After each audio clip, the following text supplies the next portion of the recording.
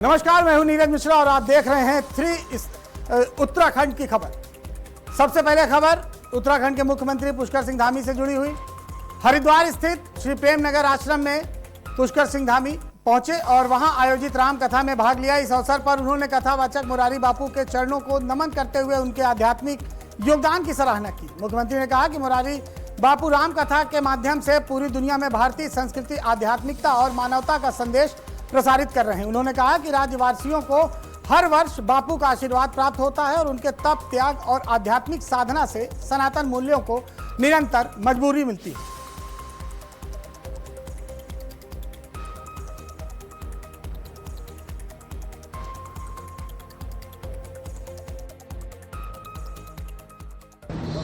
सर्वप्रथम मैं राम कथा के माध्यम से संपूर्ण विश्व में भारतीय संस्कृति, अध्यात्म और मानवता का संदेश देने वाले पूज्य श्रद्धेय मुरारी बापू जी के श्री चरणों में प्रणाम करता हूं और समस्त देवभूमि के सभी लोगों की तरफ से उनका वर्षों वर्ष, एक वर्ष नहीं, लगभग हर वर्ष हमको उनका आशीर्वाद मिलता है।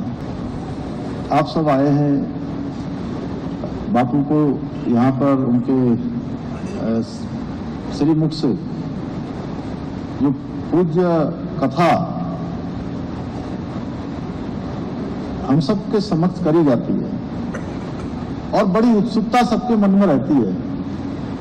और मुझे लगता है कि केवल आपके ही नहीं बल्कि अनेकों लोग ऐसे हैं जो यहां इस कथा स्थल पर नहीं आ पाते हैं,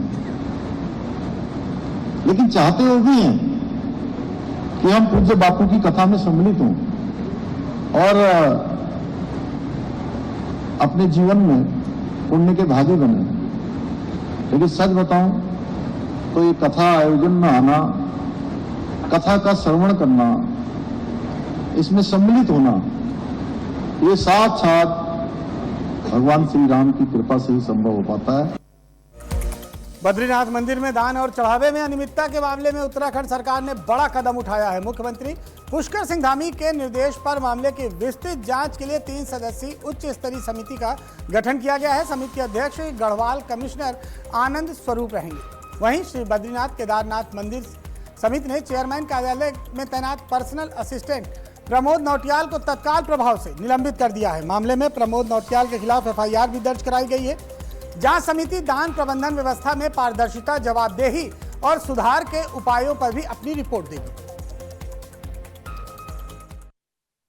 कार्रवाई सब हो गई है, आपको अपडेट हो जाइए। जो भी देखे, जो भी दोषी होगा वो छोड़ा नहीं जाएगा।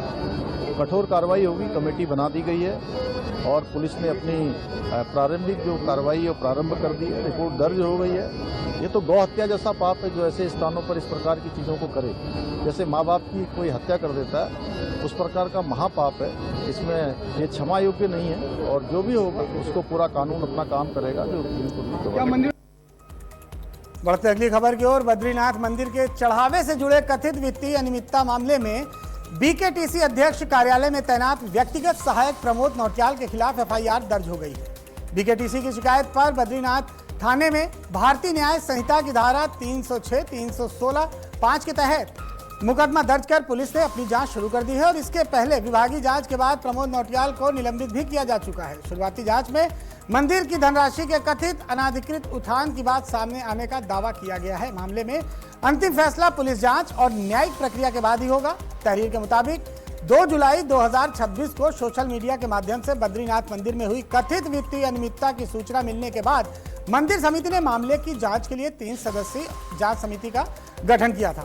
प्रारंभिक जांच में संबंधित कार्मिक प्रमोद नौटियाल द्वारा प्रथम दृष्टया मंदिर धनराशि को सुबह करीब 9 बजे से 9:30 बजे के बीच कथित रूप से अनाधिकृत तरीके से धनराशि उठाए जाने की पुष्टि होने का भी उल्लेख किया गया है। इसके बाद 7 जुलाई को बीकेटीसी ने प्रमोद नौटियाल को तत्काल प्रभाव से निलंबित कर दिया था। समिति ने माना कि उन्हें पद पर बनाए रखने से निष्पक्ष जांच प्रभावित होने की आशंका है। अब बीकेटीसी की ओर से पुलिस ने तहरीर दिए जाने के बाद मामला विभागीय जांच से आगे बढ़कर आपराधिक जांच के मामले में भी पहुंच गया है। केदारनाथ बद्रीनाथ धाम में चढ़ावे से जुड़े कथित अनियमितता के मामले में उत्तराखंड के पूर्व मुख्यमंत्री और हरिद्वार सांसद त्रिवेंद्र सिंह रावत का बयान सामने आया है। उन्होंने कहा है कि यदि देवस्थान बोर्ड बना रहता तो ऐसी घटनाओं को काफी हद तक रोका जा सकता था। त्रिवेंद्र सिंह रावत ने कहा कि वह पहले भी देवस्थान बोर्ड के पक्ष में थे क्योंकि इससे पारदर्शिता बढ़ती है। उन्होंने कहा कि मंदिर समिति ने मामले की जांच शुरू कर दी है और जांच निष्पक्ष होनी चाहिए। साथ ही दोषी पाए जाने वालों के खिलाफ भी कड़ी कार्रवाई की जाएगी।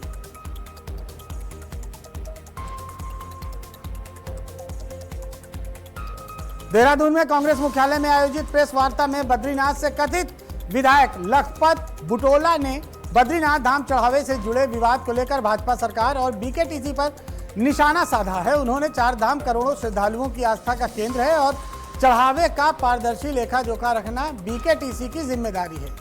बुटोला ने आरोप लगाया कि इस मामले में केवल एक कर्मचारी को निलंबित करना पर्याप्त नहीं है और पूरे मामले की निष्पक्ष व व्यापक जांच होनी चाहिए। उन्होंने कहा कि मामले में जिम्मेदार सभी लोगों की जवाबदेही तय की जानी चाहिए। मैं चाहता हूं कि 3 जजों की सिटिंग जजों की एक कमेटी बने, वो इसकी निष्पक्ष जांच करे। दूसरी बात, नैतिक जिम्मेदारी माननीय मुख्यमंत्री जी की बनती है, माननीय पर्यटन मंत्री धर्मस्व मंत्री की बनती है। उन्हें नैतिक जिम्मेदारी लेनी चाहिए और इस सनातन जो देवभूमि है उस पे आरोप, उसके सीने पे, उसके हृदय स्थली पे आघात हुआ है। यहाँ के करोड़ों लोगों के आस्था पे कुठाराघात हुआ है, तो उनको नैतिक जिम्मेदारी लेकर अपने पदों को छोड़ देना चाहिए। और एक कर्मचारी जो बाबू के तौर पे है, वहाँ पे जो 28 रुपए ग्रेड का बाबू है, उस पे आप केवल उसका निलंबन करने से आप पाक साफ नहीं हो जाते हैं। यदि आपके संरक्षण में लगातार 5-6 साल से इस तरह के भ्रष्टाचार हमारे पवित्र धाम आ रहे हैं, तो कहीं ना कहीं सरकार का उसको पूरा संरक्षण है, ये मेरा कहना है। बढ़ते अगली खबर की ओर। उत्तराखंड में आगामी चुनावों को देखते हुए कांग्रेस ने संगठन को मजबूत करने की कवायद तेज कर दी है और इसी सिलसिले में कांग्रेस के राष्ट्रीय महासचिव केसी वेणुगोपाल 2 दिवसीय दौरे पर उत्तराखंड पहुंचेंगे। कांग्रेस प्रदेश अध्यक्ष गणेश गोदियाल ने बताया कि वेणुगोपाल पार्टी नेताओं, संगठनों, जिलाध्यक्षों और पीएसी के साथ साथ अलग अलग बैठक करेंगे और इन बैठकों में संगठन की मजबूती, आगामी चुनावों की रणनीति और जमीनी स्तर पर पार्टी की तैयारियों को लेकर चर्चा की जाएगी। कांग्रेस का फोकस चुनाव से पहले संगठन को सक्रिय और मजबूत करने का है। आदरणीय हमारे राष्ट्रीय महासचिव वेणुगोपाल जी 2 दिन के दौरे पर उत्तराखंड आ रहे हैं। वो उत्तराखंड आकर पार्टी के विभिन्न हमारे नेताओं से, सेंट्रल ऑर्गेनाइजेशन से, जिला अध्यक्षों से और पीएसी से अलग अलग बैठक करेंगे, सबसे बैठक करेंगे और पार्टी के बारे में विचार विमर्श करेंगे और आगे चुनाव है उस चुनाव के बारे में विचार विमर्श करेंगे। उत्तराखंड में चल रही स्पेशल इंसेंटिव रिवीजन यानी कि एसआईआर प्रक्रिया के दौरान बड़ी संख्या में मतदाताओं के नाम हटाए गए हैं। राज्य निर्वाचन आयोग के मुताबिक प्रदेश की 10 विधानसभा सीटों पर सबसे ज्यादा वोट कटने का अनुमान है, जिसमें धर्मपुर विधानसभा भी शामिल है। भाजपा विधायक विनोद चमोला ने कहा कि पहले चरण में डुप्लीकेट, मृतक और स्थानांतरित मतदाताओं के नाम हटाए गए हैं, जबकि नए वोटर जोड़ने का काम अभी बाकी है। उन्होंने उम्मीद जताई कि दूसरे चरण में धर्मपुर में मतदाताओं की संख्या फिर बढ़ेगी और अंतिम मतदाता सूची जारी होने के बाद पूरी तस्वीर स्पष्ट होगी। एसआईआर जो है अभी चल रहा है, क्योंकि अभी एक फेज कंप्लीट हुआ, सेकंड फेज शुरू होगा। तो जैसे मैं अपनी विधानसभा का देखता हूं तो मैं समझता हूँ ठीक लाइन पर चल रहा है, क्योंकि जो जितने वोट डबल वोट थे वो हटे हैं, जो मृतक थे वो हटे हैं, जो ट्रांसफर थे वो हटे हैं और अभी नए वोट बनने बाकी है। जैसे मेरी विधानसभा एक ऐसी विधानसभा है कि जो 3 विधानसभाओं से मिलकर बनी है, क्योंकि 2003 का बेस हमने लिया है, तो उसमें डोईवाला भी है, सहसपुर भी है, लक्ष्मण चौक भी है। तो वो एसआईआर में काफी दिक्कत हमको मैपिंग में भी आई है उसमें, तो अभी उस चीजों को समेट रहे हैं। तो मुझे ऐसा लगता है कि जब नया फेज चलेगा, नए वोटर बनाने की बात आएगी, तो ऑटोमेटिकली ये संख्या बढ़ जाएगी और ठीक ठाक 2 लाख के लगभग वोट मेरे यहाँ रहेगा, ऐसा मुझे लगता है। अभी प्रक्रिया चल रही है, अब उसका अंतिम जब प्रकाशन होगा उसके बाद ही कोई बात कही जा सकेगी, लेकिन ठीक चल रही है, इसमें कोई कठिनाई नहीं है और हर क्षेत्र में हर वर्ग में कहीं ना कहीं कटौतियां हुई हैं, तो उसको आप एक ही जगह नहीं कंसोलिडेट कर सकते हैं। और नया वोटर, क्योंकि मेरी ऐसी विधानसभा है जिसमें नया वोटर बहुत ज्यादा आया है, क्योंकि नए क्षेत्र डेवलप हुए हैं। और 2003 में वहां की स्थिति कुछ और थी, वर्तमान में स्थितियां कुछ और है। तो जब नई वोटर लिस्ट पर बात आएगी और नए वोट बनाने की बात आएगी तो ये संख्या अपने आप बढ़ जाएगी। तो ऐसी कमोबेश सभी विधानसभाओं में है। उत्तराखंड सरकार का जन जन की सरकार, जन जन के द्वार सेवा पखवाड़ा आम लोगों के लिए राहत का बड़ा मंच बन रहा है। नैनीताल के रामनगर में आयोजित स्वास्थ्य एवं सहायता शिविर में 27 विभाग एक ही छत के नीचे पहुंचे, जहां लोगों की समस्याएं सुनी गई और पात्र लाभार्थियों को सरकारी योजनाओं का लाभ दिया गया। शिविर में 53 शिकायतें दर्ज हुई, जिसमें से 32 का मौके पर ही समाधान कर दिया गया। और खास बात यह रही कि अपर जिलाधिकारी ने शिविर स्थल पर ही न्यायालय लगाकर वर्ष 2016 से 2018 से लंबित 3 मामलों का निस्तारण भी कर दिया। वहीं 15 महिलाओं को मुख्यमंत्री महालक्ष्मी किट भी वितरित की गई। इससे पहले 45 दिनों की जन जन की सरकार, जन जन के द्वार कार्यक्रम जो हुआ था, उसी के क्रम में ये कार्यक्रम आज आयोजित हुआ है। ये 15 दिन तक हमारा पखवाड़ा चलेगा। इसमें सभी विभागों को एक मंच में, 27 विभागों को एक मंच में बैठा करके जनता की समस्याओं का त्वरित तत्काल वहीं पे समाधान करने का प्रयास किया जा रहा है। यहाँ पे अभी तक 39 शिकायतें आ चुकी हैं। इन शिकायतों में सभी विभागों को, काफी विभाग ऐसे हैं जिनका मौके पे समाधान करा दिया गया है। कुछ विभागों को मौके पे जा करके वस्तुस्थिति के अनुसार समाधान करना है, और कुछ विभाग ऐसे हैं जिनके द्वारा यहाँ आ करके स्वयं उपस्थित होकर के ये आश्वासन दिया गया है कि इनका कार्य होने योग्य है और इसको हम तत्काल कर देंगे। कांग्रेस के राष्ट्रीय महासचिव केसी वेणुगोपाल के उत्तराखंड दौरे से पहले प्रदेश में सियासी बयानबाजी तेज हो गई है। वेणुगोपाल 2 दिवसीय दौरे पर उत्तराखंड पहुंचेंगे, जहां उनके कांग्रेस संगठन और आगामी चुनावों को लेकर नेताओं से मुलाकात करने की संभावना है। वहीं भाजपा ने कांग्रेस पर निशाना साधा है। प्रदेश प्रवक्ता कुंवर जपेंद्र सिंह ने कहा है कि कांग्रेस को जनता नकार चुकी है और भाजपा पर फोकस केवल 2027 के चुनाव, विकास और विकसित उत्तराखंड पर है। उन्होंने कहा कि मुख्यमंत्री लगातार क्षेत्र में रहकर विकास कार्यों को आगे बढ़ा रहे हैं और भाजपा विकास की राजनीति करती है।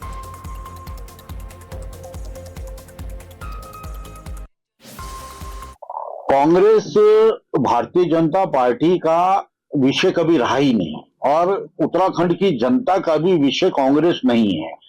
अपनी द्वेष की राजनीति, भ्रष्टाचार की राजनीति, तुष्टीकरण की राजनीति की वजह से कांग्रेस पहले ही देश भर में नकारी जा चुकी है, उत्तराखंड में नकारी जा चुकी है। भारतीय जनता पार्टी की नजर केवल और केवल 2027 के चुनाव, अपनी प्रगति, प्रदेश की प्रगति और विकसित उत्तराखंड के कार्यों को लेकर निरंतर मुख्यमंत्री का फील्ड में रहना, ये भारतीय जनता पार्टी विकास की राजनीति करती रही है और विकास की राजनीति करती रही। उत्तराखंड के रानीखेत से राहत भरी खबर सामने आई है।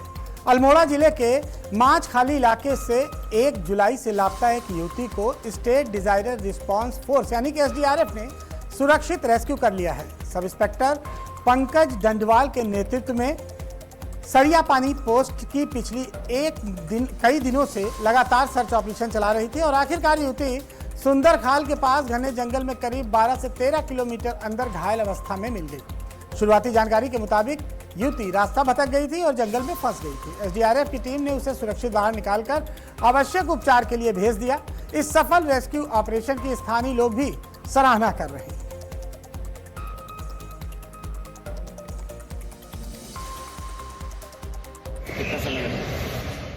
मिठाई की दुकान में एक बुजुर्ग मालिक पर 2 नाबालिग बच्चियों के साथ छेड़छाड़ का आरोप लगा है। सूचना मिलते ही पुलिस ने पॉस्को एक्ट के तहत मामला दर्ज कर जांच शुरू कर दी है। SP सिटी अभय प्रताप सिंह के मुताबिक स्वतंत्र गवाहों के बयान और घटनास्थल पर CCTV फुटेज समेत सभी अहम सबूत जुटाए गए और इसके बाद आरोपी को गिरफ्तार कर कोर्ट में पेश किया गया।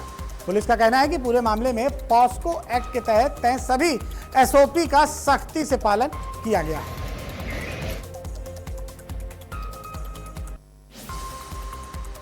में एक कन्फेक्शनरी संचालक के द्वारा 2 अबोध बच्चों के साथ छेड़खानी की घटना को अंजाम दिया गया था। इसमें तत्काल सूचना मिलने पर तहरीर प्राप्त करके और इसमें अभियोग पंजीकृत किया गया। साथ ही जो स्वतंत्र गवाह थे वहां पे मौके पे जो सीसीटीवी कैमरा था उसको भी लिया गया। चूंकि पब्लिक सेंटीमेंट भी इससे जुड़ा हुआ था, नाबालिग बच्चों का मामला था, लिहाजा इसकी संवेदनशीलता को देखते हुए एसएसपी महोदय के द्वारा एक टीम बनाई गई थी और जो पॉक्सो एक्ट के प्रावधान है उसी एसओपी के अनुसार इसमें संपूर्ण कार्रवाई की गई, अभियुक्त की गिरफ्तारी की गई और इसको माननीय न्यायालय के समक्ष पेश किया गया।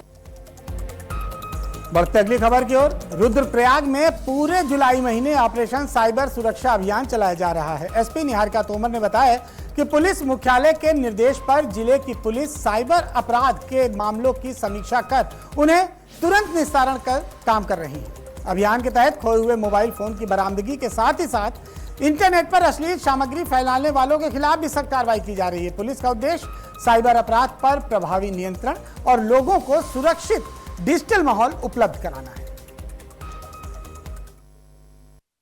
पुलिस मुख्यालय देहरादून के आदेशों के क्रम में ऑपरेशन साइबर सुरक्षा अभियान जुलाई माह में चलाया जा रहा है सभी जनपद पुलिस के द्वारा। इसमें जनपद रुद्रप्रयाग की पुलिस के द्वारा भी पूर्णतः कार्य किया जा रहा है। इसमें जो हमारे अलग अलग साइबर क्राइम्स होते हैं, चाहे वो हमारे एनसीआरपी पोर्टल्स रजिस्टर क्राइम हो, चाहे डिजिटल अरेस्ट हो, चाहे जो हमारी साइबर संबंधी विवेचनाएं चलती हैं, इन सब के ऊपर समीक्षा करना, इनके त्वरित निस्तारण करना और साथ ही साथ जो भी हमारे पीड़ित हैं, विक्टिम्स हैं, उन सबको उनकी धनराशि वापस कराना। ये साइबर में जैसे गुमशुदा फोन वापस कराना, खोए हुए फोन वापस कराना और इसके अतिरिक्त जो चाइल्ड पोर्नोग्राफी की टिप लाइन, एनसीएमसी और जो सेक्सुअल अब्यूज मटेरियल प्रसारित किया जाता है इंटरनेट पे, उसके विरुद्ध भी कार्रवाई करना शामिल है। उत्तराखंड की राजधानी देहरादून में आज सुबह हुई बारिश ने मौसम का मिजाज बदल दिया। लगातार हो रही बारिश से लोगों को उमस और भीषण गर्मी से राहत मिली है। शहर के गढ़ी कैंट समेत कई जगहों पर बारिश के दौरान देखने को मिला, जिससे तापमान में भी गिरावट दर्ज की गई। बारिश के बाद मौसम सुहाना हो गया और लोगों ने राहत की सांस ली। हालांकि लगातार बारिश को देखते हुए लोगों से सावधानी बरतने और आवश्यक होने पर ही घर से बाहर निकलने की अपील की गई है।